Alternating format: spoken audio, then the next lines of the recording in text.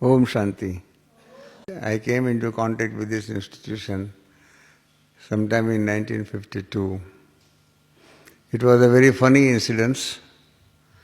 What happened that I lost my father in 1950, suddenly on account of heart failure. And as per Indian tradition, for an Indian woman or Indian mother, you see, her husband is everything. Her happiness and everything depends on her husband, because the father was the bread earner and head of the family also. And because of that death of my father, my mother was suffering from a negative depression. So I tried my level best. I was young. When my father died, I was hardly 15. So I tried my level best to help my mother to come out from this depression. But I could not succeed. And then in 1952 May, these Brahma Kumari sisters came to Bombay. And within first fortnight of the visit of these sisters in Bombay, my mother came into contact.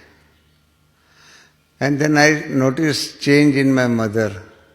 Slowly and slowly, that depression evaporated. In the beginning I thought it must be for a short period. But then when it remained constant for more than a month, then I asked her, how is it that you are out of your depression?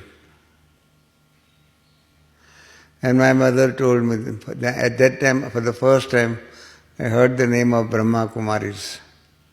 My mother said that these Brahma Kumari sisters have come from Mount Abu, and they are teaching Raj Yoga. They are teaching that we are not a body, but we are a soul. We are the children of the Supreme Father, and all those things about which you will listen, or you might have already listened also. So she narrated me in a couple of minutes, and my first reaction was that please convey my thanks to these sisters, that because of you, my mother is out of this depression, and now there is peace, harmony, love, and all those things in the family. So that was the first reaction of our coming into contact with Brahma Kumaris. My first meeting with Brahma Baba was in 53. Brahma Baba, the founder of this institution, was in Bombay. And he had some kidney problems, so he was in hospital. He was brought all the way from Mount Abu to Bombay. So my mother told me that, will you like to meet Brahma Baba? I said, yes, it is my duty that if somebody is sick, I must go there and inquire about his health and well-being and all those things. So I will certainly come. And so I went to that hospital. In the hospital bed, Brahma Baba was, because he was taking rest. And the very first impression, still I remember that very first impression. I had seen statue of Lord Buddha. There are here in India, there are many caves, and some of the caves are from the Buddha religion. And there is one cave, Ellora caves, as they are known, where there is a statue of Lord Buddha. And the title of the statue is Lord Buddha Sleeping on the Rocks. He is sleeping like that on the rock. It's a long 30-feet statue, majestic statue, wonderful. And in fact, the artist must have done really very nice work to reflect the personality of a founder of a religion. That personality was carved into the face of in the statue. It's very difficult. But then it was a majestic scene. And when I looked at Brahma Baba, I could immediately, instantly remember the personality and the statue of Lord Buddha. And when I asked him, how is your health? And I told him that I am told that you are operated. Brahma Baba, very first example, very first reaction, I am telling you. He said, I am not operated. I said, no, you were operated. He said, no, I was not operated. So then I asked my mother, I told her that you told me that Brahma Baba was operated. And he says he was not operated. So my mother said, yes, you were operated. And then Brahma Baba gave me first lesson. I got first lesson of the institution from him, from the founder. And he said that I was not operated. I am different from this body. My body was operated, I was not operated. And that's how I understood for the first time philosophical distinction between the soul and the body. That we are a soul and not a body. And therefore when we are sick, it's not that our soul is sick, but our body is sick. And therefore what happens that we should not mix ourselves with our sickness, with our problems and all those things. These are the two different stages in life. That is what I understood from him on that day. And then I decided to go into the details of this institution. And then I heard the life history of Brahma Baba as to how he established this institution. Let me give you a brief introduction of Brahma Baba, the founder. He was also staying in a village. His father was a school teacher. And from that, he came to Bombay at a young age of 18 or 19 and started working in Bombay in a jewellery shop. How can you imagine? When he left his this body, he was 93 in 1969. And so at the age of 17, 18, when he came to Bombay, you can imagine what must be the social background. And he started his life on a big salary of 7 rupees a month. 7 rupees a month. You know, $1 American is equal to 45 rupees. And so if you compare that thing and then compare his salary, then you will realize he started his salary was 7 rupees a month, plus he was salesman. So the boss had agreed to give him 2% commission on the sales effected by him. And so at the end of the year, the average salary per month of this gentleman was 23 rupees, means half a dollar. From that humble beginning, he started his career. And slowly, business was developed. Slowly his boss converted that business into partnership. Because this Brahma Baba had very good understanding of diamonds. And so he started this business of diamond, that means diamond jewelleries and all those things.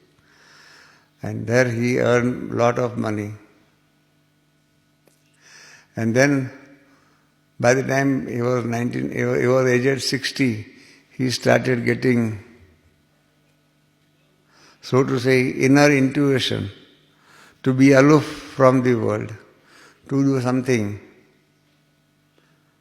And therefore what happened that he went to his native place in Hyderabad, it is now in Pakistan, and he started discourses on Gita.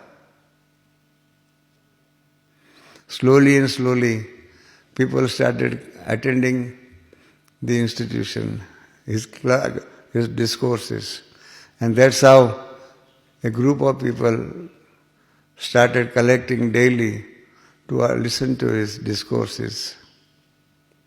With the result, he decided to disassociate from his partner. He requested his partner that I may be allowed to withdraw from my business. And I want to do now godly service of the humanity. He and his nephew and a few relatives of them started the institution. In the beginning, there were more than 500, 600 people.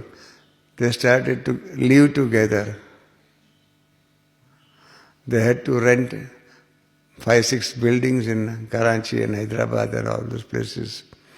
And from that, the institution started.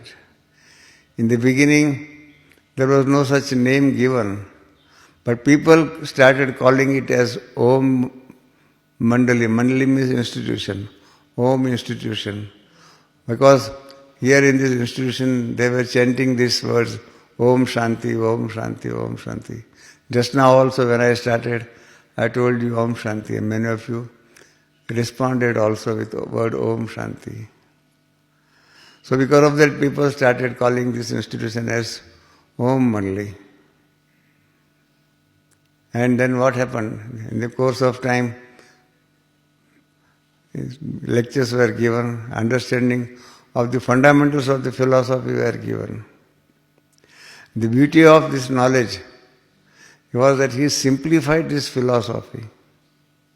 Otherwise, in those good old days in Indian philosophy, the definition of soul and God and all those things were so many, there were so many definitions, so many understandings about the history of the world, how the world came into being, and all those things. With the result, what happened that hardly a few intellectuals only will be able to understand philosophy. And there he simplified this philosophy and he gave a very simple definition of the word soul as to who we are. And very simple definition. You must have been told also that the anatomy of soul is that mind, intellect, and personality traits. These 3 things put together, that is the anatomy of the soul. And when we discuss these things with others, many people may not accept existence of soul, but when we tell him that do you believe in the existence of mind? They simply say, yes, we now accept that thing. Because you know that Freud and Jackson and others, you see, they have said that there are 3 stages of mind: conscious mind, unconscious mind, and subconscious mind.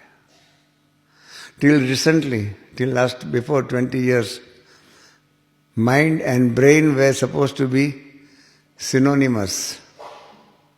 But then the modern transpersonal psychologists and others proved that mind is something subtle and brain is something physical. They are not synonymous. And therefore when we ask people that where is this mind in this body, they have no answer. So fundamental questions about life and existence of life were taught by this Brahma Baba. Simple questions. For example, who sleeps in sleep? We are all sleeping. We take rest 4 hours, 5 hours, 6 hours, 7 hours, depending on our physical requirements. But who is sleeping at that time? It's a very difficult question to answer. It's not that easy. Unless and until we understand the whole physiology of our body and soul mechanism and all those things. But my point is that he just started to explain things in most simple manner. And he decided that the knowledge should be given to the mothers, to sisters. In those days it was the prerogative of giving philosophical knowledge of a few males only. And he started giving knowledge through sisters. He said that the first teacher of a newly born child is the mother. And so the mother can explain things in the most easiest and in the most beautiful manner. And therefore, he gave that, so to say, the work of teaching this in this institution to sisters. And that's how, in the beginning, saints of India, they were against this institution, that what is this? You are trying to break our monopoly. But when they came here, when they learned these things, the philosophy and working and all those things, I remember the secretary of the Association of the Saints of India, he confessed on our stage that that means our Indian philosophers and Indian religion, has so far neglected the women folk of India. Women constitute at least 50% of the total population. And how can we discard them? But we made that fatal mistake. And it was a male-dominated philosophical society, or philosophical world, or philosophers' world. And there he said that this mistake of Hinduism was corrected by the founding father of this institution. And look, what a great achievement. In those days, when the institution began, women had no conjugal rights. Women had no rights on her own body. Women had no right to her own property. She cannot own property. She cannot be the master of her own body. She cannot choose her ways and means of attaining perfection or spiritual advancement. That was the stage, the social background. And in those days, Brahma Baba, through this institution, brought about that wonderful, so to say, change in the attitude of people. Of course, in the beginning there were a few cases also on the question of right to property. And fortunately, the judges of India decided in favor of women that yes, a woman has a right to her own property. She is the master of her own body, and that she has a right to think of her own philosophical developments also. She is not the slave of her husband or of her family. So like that, those judgments of the courts of 1937-38, they are still being remembered in India. And I think women folk must respect this great achievement. These days, because of this information technology and all those things, the world has become a global village. And therefore the story and environment is entirely different. But from 37 to 1950, for those 14 years, they were all the sisters, they were staying together. And Brahma Baba, the founder, gave them knowledge, detailed knowledge, philosophical knowledge, and made them worthy enough to do godly service of the world. Just now also, today morning I was reading question and answers, heart-to-heart talk by Dadi Janki. I think you were there, before whom she talked, I don't know. It was yesterday's talk only, in which she has clearly said that I have never gone to a school. I don't have formal education and all those things. I have never studied science. But she studied the science of silence. So these things were taught in the institution from 37 to 50. And then what happened that in 47 India was divided into two countries, India and Pakistan. So The institution was in Pakistan, Karachi. So in the beginning, they were not thinking of coming to India, but the relatives of the sisters who were staying there, they forced Brahma Baba, that let the institution migrate from Pakistan to India so that we can have easy meetings and connections with our sisters and mothers and all those things. So that's how in 1950 the institution moved to Mount Abu. And from there in 1952, Brahma Baba told his sisters that you have now to spread and go to the world and to give the message of this knowledge to the world. The sisters started giving, and therefore what happened? The institution came to be known as Brahma Kumaris. The official name is Brahma Kumaris Ishwariya, means Godly University. And this is how slowly and slowly it has spreaded. In the beginning, a few sisters went to Delhi side and a few sisters came to Bombay. And then it started spreading. I remember in 61, Brahma Baba was in Bombay. And we used to go out in the morning for a morning walk. And suddenly he stopped. And he talked to me and my wife that, oh, you children, come on, you pick up this knowledge and go to foreign countries.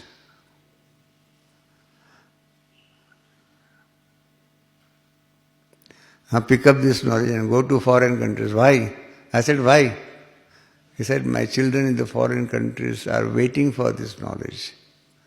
They are also desirous because there also they have got problems and all those things. And they would like to have this type of spiritual knowledge so that their life also will become full of love, happiness and all those things. So that's how, right from 1961, you were all there in the minds and hearts and in the thinking of the founding father. But nothing could happen. We could not develop much.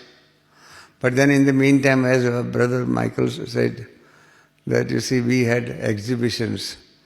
We had our first exhibition of this institution, World Renewal Spiritual Exhibition. Means how the world transformation can take place from worst into the best. And how through our self-transformation, the world transformation can take place.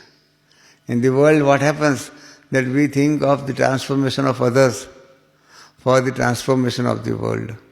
But here in this institution, we think that we are the first founders. Through our transformation only, the world can be transformed.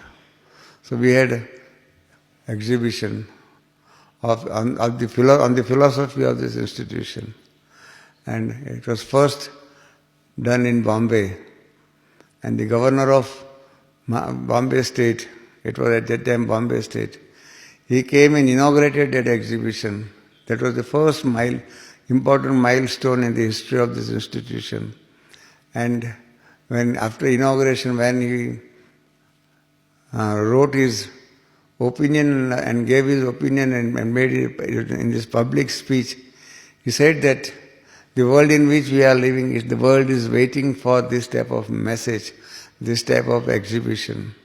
And therefore, he told us that you should go and you should organize this type of exhibition, not in Bombay, not in India, but in all the corners of the world. Because there is so much of, all those problems, etc. are there. So he also narrated these problems. And then we had one more exhibition on the yoga, the Raj Yoga that you are listening here. So we had our own first exhibition on Raj Yoga. And I asked Brahma Baba to write and to give us details of the last picture of that exhibition that will give you the message of the exhibition to the visitors. And there he gave that in that message was to the people that your destiny is in your hands. Your destiny, your future is in your hands. You are the master of your own world. You are the master of your own transformation. And therefore, pay attention to your own transformation. Nobody else can disturb you. Nobody else can cause misery and all those things to you. You are the guide. You are the master. You are to do everything for yourself. And there, the power of Raj Yoga will help you for transformation. And in this exhibition, there was one gentleman from USA. He came there and he invited us that he was going to organize one international conference near New York. And he advised us, invited us to come to that conference. And so we decided to have the external services of this institution outside India. And what happened? The Brahma Baba, who was instrument of the divine, who was guiding us in all respects, he left his body in 1969 after, and then the sisters in charge became instruments, Dadi Prakashmani, and there was another sister, Didi Manmohini. These two sisters were in charge, and then they guided us, and then first delegation left India. At that time also we were wondering whether outside India, whether this type of institution, this type of philosophy, this type of basic understanding will be acceptable or not. Because the understanding and the teaching of this institution, they are universal. We ask people to go above this level of our body. That's the real message of this institution, dear teaching. Because what has happened, everything in this modern world is based on our body. And normally 99% we are not going above the divisions and all those things caused by body. Just to give you one example, because I am born in a Hindu family, my name is Ramesh. So the name is given to my body. If I had taken birth in a Christian family, my name of my body would have been Robin or anything else. If I had taken birth in a Muslim family, my name of the body would have been something else. It could have been Muhammad or anything. Because I have taken birth in India, my nationality is Indian. Because I have taken birth here, the common language, the mother tongue is the local language. So all these distinctions in the modern world of our identity, of our name, of our religion, our language, and all those things is based on body. And because of that, we have divided this world into so many compartments. If you remember, Neil Armstrong, the first astronaut who landed on moon, he took the photograph of Earth from the moon, and it was printed in one of those magazines, and there it was mentioned that from the moon there is only one world. From the moon, in that picture, there is only one world. And then the question is, who divided this world on the basis of different compartments of religion, language, nationality, and so many things? We have divided.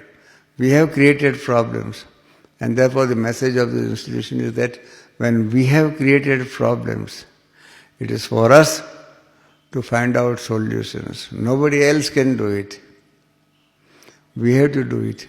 This is the fundamental things. And this another thing, another message of this institution is that the world in which we are living has the understanding of the power of money, power of wealth, power of body also, muscle power and whatnot, power of knowledge, that is also there. All these other powers are known to the people, but they do not understand the power of the soul, the spiritual dimension of our existence, the spiritual powers. They are there also in this world. And we are governed mostly by the spiritual powers. Our spiritual upliftment it will be also based on our spiritual development. Not through money, not through the modern, all other gadgets and all those things. So these spiritual powers we have to develop and we have to transform ourselves.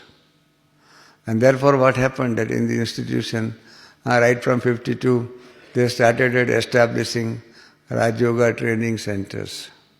Slowly and slowly, it started accepting, it started getting accepted by the people. Because in the beginning, they were not known to people. And then in the beginning, there was that question that how can a woman can give this type of spiritual knowledge and spiritual discourses. So it was a big challenge. And these sisters, you see, the institution slowly and slowly overcome all those problems, social resistance and all those things. And slowly developed. And then what happens? As on today, we have got more than 7,000 centers, Raj Yoga training centers in various parts of India. Not only in India, but the seed which was there in 1971, which was there, we established one center in London and the other one in Hong Kong. That seed has flourished, and now I think it is in more than 98 countries of the world, or maybe more, because we have decided that in Africa, we went to Africa in 74 to establish our first center in Nairobi, Lusaka and Dar es Salaam, Tanzania. And now they have decided that all the countries of Africa will have at least one Raj Yoga training center. It's like that developing worldwide. And therefore what has happened that somebody has said it should be, name of the institution should be Brahma Kumaris worldwide. This philosophical message, this understanding of this knowledge and all those things is being accepted by people of all religions. We do not come into the conflict with the individual beliefs of each individuals. Whatever religion, whatever profession, whatever nationality, whatever language one may be having, we do not have any conflict with them.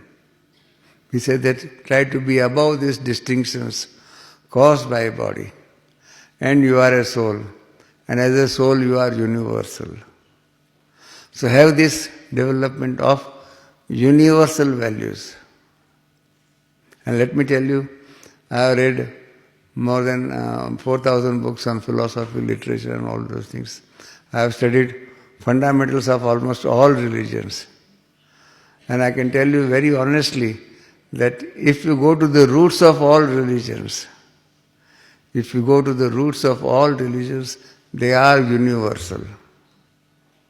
Only thing that the distinction is made on account of rituals.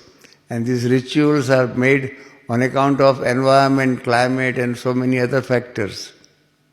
Otherwise, those fundamentals based on values, truth is truth. Irrespective of any country, irrespective of any religion, and irrespective of any language. Truth is truth. Love is love. Happiness is happiness. We all want happiness. A mother's love is universal. Nobody can say that mother of America will love her child better than mother from Australia or from India. We all love our children. So that means that universal aspect is there. And we have to develop this universal personality of ourselves. And when we become one with this universal personality, then what happens? Then we are above all those problems.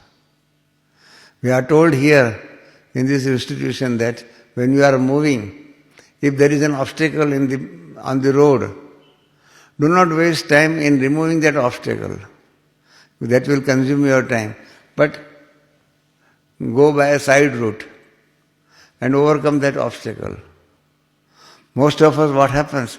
We start removing that obstacle. And when we start removing these obstacles, what happens? Our time and energy and everything is spent on it. But when we take a diversion, what happens? We save time. So this is happening in the modern world, you see. Most of our time, energy and all those things is wasted on account of all these small problems, misunderstandings and all those things.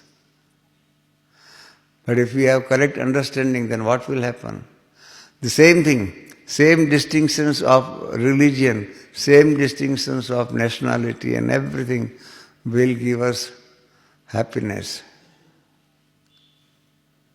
Because nobody is teaching us how to have hatred towards others. We all say, love thy neighbor, give the love and respect to your family members and all those things. So all these universal truths are there, universal values are there. And the institution stands for these universal values.